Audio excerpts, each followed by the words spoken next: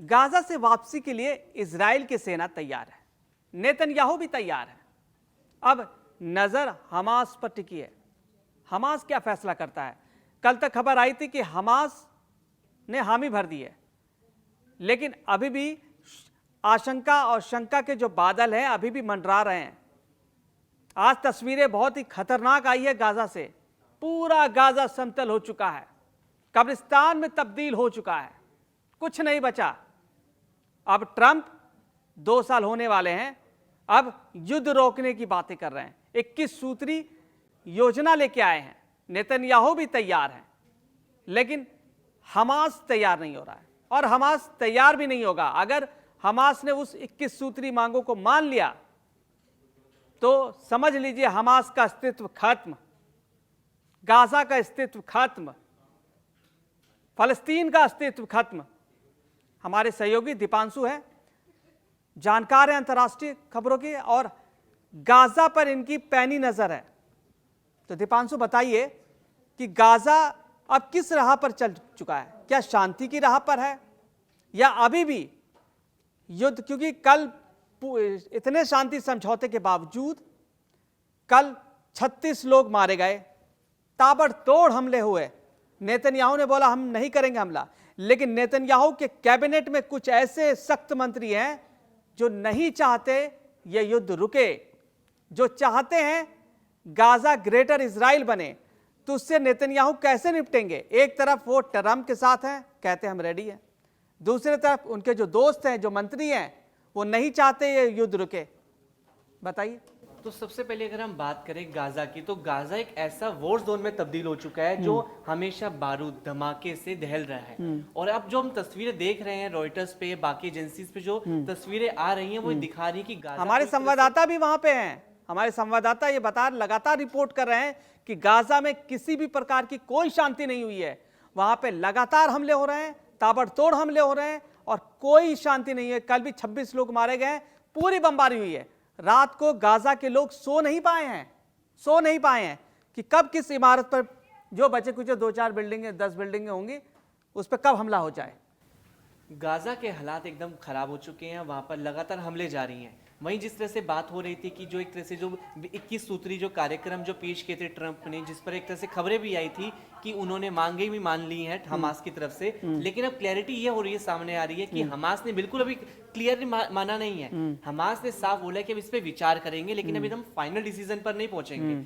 और वहीं जो ट्रंप है वो उसमें, जो ट्रंप कह रहा हूँ, सॉरी माफ कीजिएगा, नेतन्याहू है, वो उसमें उत्साहित है। वो चाह रहे हैं कि वो जल्दी गिव अप कर दे। अगर हमास गिव अप कर देगा तो बहुत बड़ी हार होगी हमास की। जिस तरह से जो हमास ने जो अपनी सोच दिखाई है कि वो गाजा पर अपना कब्जा बरकरार रखना चाहता है, इजराइल को जीतने नहीं देना चाहता, इजरायली सेना एक तरह से हार रही है उसके सामने, वो चीज जो दुनिया को दिखा रहा है, वो तस्वीर दिख रही है, क्लैरिटी पूरी दिख रही है यहाँ पे दुनिया को कि हमास कभी भी पलड़ा भारी है। अभी तक जो नेतन्याहू ने दावा किया था कि मैं जड़ से खत्म कर दूंगा हमास को, 2.5 साल से भी ज्यादा समय हो चुका है। गाजा में अभी भी हमास की जड़ें दिख रही हैं, चाहे वो बंकर्स हो, खुफिया ठिकाने हो, उन सब में मौजूदगी दिख रही है हमास की। और हमास इतनी जल्दी हामी नहीं भरने वाला है जिस तरह से भी हम हालात देख रहे हैं। वहीं दूसरी तरफ आपने जिस तरह से बात की कि इजराइल में 2 खेमे बटे हुए हैं, एक है ट्रंप जिसके साथ नेतन्याहू खड़े हैं, और वही दूसरा धड़ा जो है सांसदों का, जो इजरायली पीएम के जो सांसद है वो चाहते हैं कि नहीं, वो बिल्कुल युद्ध नहीं रोकना चाहते हैं। एक तरह से क्लियर मैसेज है कि युद्ध बिल्कुल नहीं रुकना चाहिए, क्योंकि जिस तरह से एक तरह से भी तीर निकल चुके कमान से, अब जब तक ये गाजा क्लियर नहीं होगा, गाजा पे एक तरह से इजराइल की सेना, इजराइल का जब तक पूरा परचम नहीं लहरेगा, तब तक ये गाजा पे लड़ाई जारी रहेगी। तो ये गतिरोध खत्म कैसे होगा? हमास राजनीतिक रूप से खत्म नहीं होना चाहता, तो नुकसान तो गाजा के लोगों का ही है, लेकिन लोगों के घरों का है। वो जो खंडर बन चुके, मलबे में तब्दील हो चुके, उनका है। अब वो कहाँ जाएं? वो गाजा के लोग कहाँ जाएं? वो रोज पलायन कर रहे हैं अभी भी। अब पलायन करके जाएंगे कहाँ? अगर पलायन करके वो बॉर्डर पे जाएंगे, मिस्र के बॉर्डर पे जाएंगे, सीरिया के बॉर्डर पे जाएंगे, जो वहाँ के आसपास के जो पड़ोसी देश है वहाँ जाएंगे, जॉर्डन के बॉर्डर पे जाएंगे, लेकिन वहाँ भी तो उनको ठिकाना नहीं मिलेगा। तो जो 2 वक्त का रोटी है, जो उनका ठिकाना है, जो घर है, जो वहाँ के बच्चे हैं, वो कैसे अपने जीवन बिताएंगे? वो तो वर्ल्ड पॉलिटिक्स में फंस के रह गए हैं, ट्रंप पॉलिटिक्स में फंस के रह गए हैं, नेतन्याहू पॉलिटिक्स में फंस के रह गए हैं। हमास कुछ बचा ही नहीं है। हमास के जो 10-20 कमांडर बचे हैं वो तो एक बार में ढेर कर देगा नेतन्याहू। अगर हमास नहीं मानता है तो मुझे पक्का उम्मीद है कि ये जो हमले हैं वो ताबड़तोड़ हमले होंगे और नर्क जैसी जीवन तो भी बीत ही रहा है, और भी ज्यादा नर्क जैसा जीवन बीतेगा गाजा के लोगों का। अगर हम देखें ट्रम्प का, तो ट्रम्प एक तरह से उत्साहित हो रखे हैं, उनको एक तरह से नोबेल प्राइज चाहिए। क्यों? क्योंकि उनको तो इसीलिए तो कर रहे हैं, उसके दिखावा तो नहीं कर रहे वो ये शांति दूत का जो तमगा टैग लेने के लिए है, क्या ये शांति दूत का टैग लेने के लिए ये सीज फायर का दिखावा तो नहीं कर रहे हैं? ये स्क्रिप्ट रची जा रही है ट्रम्प के द्वारा, और इसमें पूरा का पूरा सहयोग नेतन्याहू का होता हुआ दिख रहा है कि एक तरफ ट्रम्प के कहने पर तो बात स्वीकार कर लेते हैं कि हम सीज फायर डील जो 21 सूत्री कार्यक्रम है उनको मानेंगे, लेकिन वहीं दूसरी तरफ गाजा पे धमाके भी लगातार कर रहे हैं। हम लगातार कल भी खबरें इस पे हमने कवर कल हमने खबर चलाई थी कि शांति आ गई है, अब तुरंत रोक दिया है नेतन्याहू, लेकिन ऐसा कुछ नहीं है। आज पूरी ताबड़तोड़ बमबारी की गई है, 36 लोग मारे गए, बच्चे मारे गए, कई इमारतें तबाह कर दी गई, अभी भी लगातार बमबारी हुई, कोई सीज फायर नहीं हुआ। गाजा को एक तरह से बारूदी, एक तरह से धमाके का एक केंद्र बना दिया है। वो हर दिन, हर घंटे, हर एक सेकंड में धमाकों से दहल रहा है। हथियारों की टेस्टिंग का वो ठिकाना हो चुका है गाजा।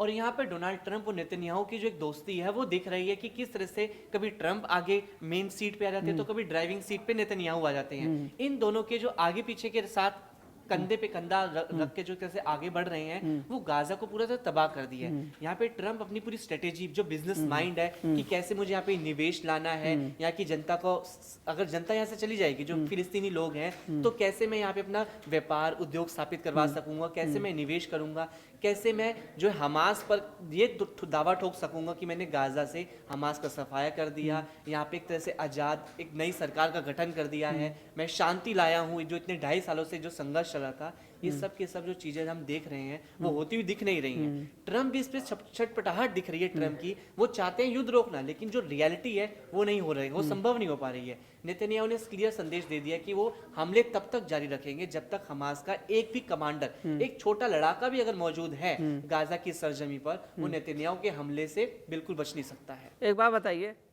हमारे देश में आज़ाद हुए 70 साल से ऊपर हो गए, कश्मीर में आतंकी घटनाएं खत्म हो गई क्या? नहीं हुई ना। तो गाजा से हमास का एक भी लड़ाका नहीं बचेगा, ऐसा कोई कह सकता है क्या? लेकिन जिस तरह से नेतन्याहू कह रहे हैं, नेतन्याहू क्या कह रहे हैं? दावा ठोकने, अगर आपको दो ही चीज हो सकते हैं, या तो आप गाजा पे कंट्रोल कर लीजिए पूरी तरह से, या गाजा में युद्ध लड़ते रहिए, जैसे कि अफगानिस्तान में लगातार हम देख चुके हैं, अमेरिका की टेस्टिंग पहले देख चुके हैं, अफगानिस्तान पर नर्क मचाया 5 साल 6 साल तक, और उसके बाद क्या किया, उन्हीं के भरोसे छोड़ के भाग गया रातों रात अमेरिका। यही चीज वो नेतन्याहू चाहते हैं कि मैं पूरा क्लियर कर दूं, हमास का पूरा सफाया कर दूं, गाजा पे सिर्फ कैसे होगा? एक भी लड़ाका बचेगा नहीं, ये कौन बताएगा कि एक भी लड़ाका नहीं बचा है, एक भी हमास के आतंकी नहीं बचे हैं, ये कौन गारंटी लेगा? गारंटी यहाँ कोई नहीं ले रहा है। यहाँ पे ईरान का जो रोल है वो भी बहुत इंपॉर्टेंट है, क्योंकि ईरान जो है वो अलग अलग केंद्रों पे, जैसे अगर हम लेबनान की बात करें हिजबुल्ला, गाजा में हमास, यमन के हूती लड़ाके, इन सब में उसने अपने अपने एक तरह से लड़ाकों की फोर्स तैयार कर रखी है कि मिडल ईस्ट में इजराइल का दबदबा कभी बढ़ ना सके, इजराइल को हमेशा परेशान करने के लिए। मतलब ये मिडिल ईस्ट का पॉलिटिक्स है जिसमें गाजा के लोग फंस के रह गए हैं, सब अपना अपना गेम खेला, पॉलिटिकल स्ट्रैटेजी लगा रहा है, जैसे ईरान, हिजबुल्ला, यमन, हूती, ये सब अपने अपने एजेंडे पे चल रहे हैं, कोई गाजा के लोगों की सोच नहीं रहा है।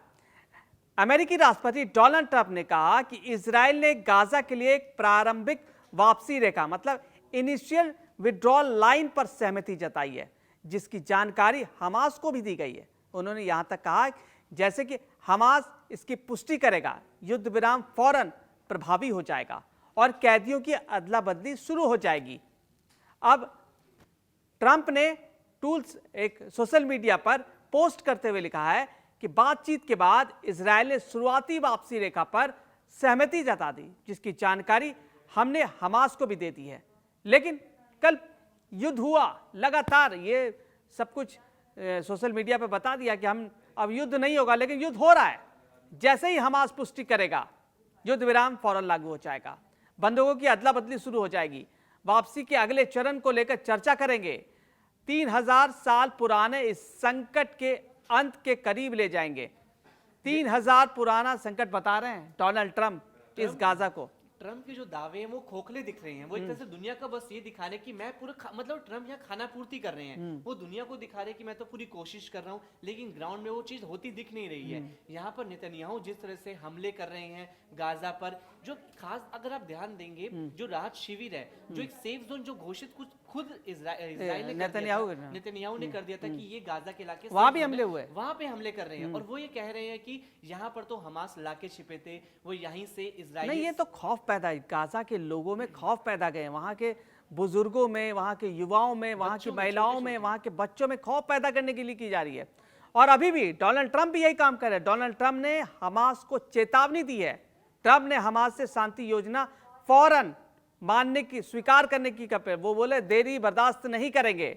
अमेरिकी राष्ट्रपति डोनाल्ड ट्रंप ने हमास से अपील करते हुए कहा, चेतावनी देते हुए कहा कि गाजा में युद्ध समाप्त करने के लिए उनकी शांति योजना को जल्द से जल्द स्वीकार कर ले। ट्रंप ने चेतावनी दी कि वो किसी भी तरह से देरी बर्दाश्त नहीं करेंगे। अगर मैं आपको भी यहाँ पे बताऊं कि जब से ट्रंप सत्ता में आए हैं, अमेरिका की जो एक तरह से जो एक खासियत थी, अमेरिका का जो दबदबा था, अमेरिका को जो लोग मानते थे, एक उसका कहना, अमेरिका का कहना एक वजनी कहलाता था, अब वो सब बातें खत्म हो चुकी हैं। ट्रंप जिस तरह से अपनी बातों से पलटते हैं, कभी वो बोलते हैं कि शांति आ जाएगी, शांति ला दूंगा, मैं तो शांति दूत हूँ, मुझे नोबेल पीस प्राइज मिलना चाहिए, मैं तो कई युद्ध रोके हैं, लेकिन होते दिख नहीं रहे हैं। वो सिर्फ अपने आप को लाइमलाइट में रखना चाहते हैं। और वो गाजा, इसी चक्कर में सिर्फ गाजा जो है पिसता जा रहा है, दबता जा रहा है। और गाजा का जो असली जो वजूद है, जो उनकी संस्कृति है, जो उनकी विरासत है, सब खत्म होती जा रही है, धूमिल होती जा रही है, खत्म हो गया। मतलब कि एक तरह से उनको नक्शे से पूरी तरह से सफाया कर दिया है। और कुछ दिनों में मतलब यही इजराइल की जो नेतन्याहू की स्ट्रेटेजी वो दिख रही है कि कैसे हमें गाजा से जो फिलिस्तीनी लोग हैं उनको या तो सफाया कर दो या फिर उनको दूसरे देशों में भेज दो, जॉर्डन जैसे, सऊदी अरब, ईरान, इन सब जगहों पे भेज दीजिए, ताकि यहाँ पर सिर्फ यहूदियों का शासन रहे, यहूदी यहाँ पे कॉलोनियां खड़ी करें, मतलब सब कुछ क्लियर कर दे, ताकि ये दिखाया जाए पूरी दुनिया को कि गाजा तो यहाँ पे सिर्फ यहूदियों के लिए था, फिलिस्तीनी लोगों के लिए कुछ था ही नहीं। और वही यूनाइटेड नेशन में भी देखें तो अब जो नेतन्याहू है, ट्रंप है, अकेले अलग थलग पड़ गए। क्यों? क्योंकि पूरी दुनिया जो है फिलिस्तीन को मान्यता देने के लिए तैयार है।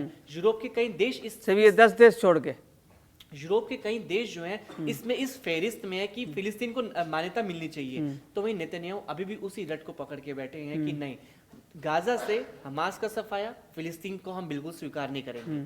ये क्लियर मैसेज दिया जा रहा है नेतन्याहू की तरफ से। गाजा इसी तरह दहलता रहेगा, धधकता रहेगा, जो बारूदी आग है, जंग है, मिसाइल हो। अब अगर हम देखें लास्ट में हाल ही फिलहाल में जिस तरह से सैनिकों की तैनाती कर दी, क्या संदेश जाता है कि इजराइल का पूरा दबदबा रहना है। यहाँ चुनी हुई सरकार की जो बात कर रहे हैं कि जो इंडिपेंडेंट सरकार होगी वो सारी की सरकारें कठपुतली की सरकार रहेगी, ट्रंप के इशारे से चलेंगी, नेतन्याहू के इशारे से चलेंगी। तो यहाँ पर एक तरह से हम क्लियर मैसेज है कि गाजा में युद्ध रुकने वाला नहीं है। ये भी आपने सही कहा कि हमास लड़ाके जड़ से खत्म नहीं होंगे, लेकिन हमास लड़ाके भी इजराइल को उतनी ही टक्कर दे रहे थे जितनी अभी आने वाले समय में देंगे, उससे पहले जितनी दे रहे थे। मतलब गाजा का जो गतिरोध है वो खत्म नहीं हो, यहाँ के संकट खत्म नहीं होने वाला है। अमेरिका, इजराइल वो नहीं चाहते कि गाजा किसी भी वहाँ का जो खूनी संकट है वो खत्म हो। वो पूरी तरह से उसी फलस्तीन, हमास को खत्म करते पूरे फलस्तीन को खत्म कर दिया नेतन्याहू ने। गाजा के सड़कों पर लाशों का अंबार है, मलबे का अंबार है, वहाँ भयावह संकट है। बहुत बड़ा मुद्दा है गाजा संकट, इस पर जितनी बात करें उतनी कम है। आज के लिए हमारे पास वक्त बहुत कम है, तो आज के लिए इतना ही। वर्ल्ड वॉरियर हमारी खास पेशकश आप देखते रहिए और हमारे कड़क चैनल को सब्सक्राइब कीजिए।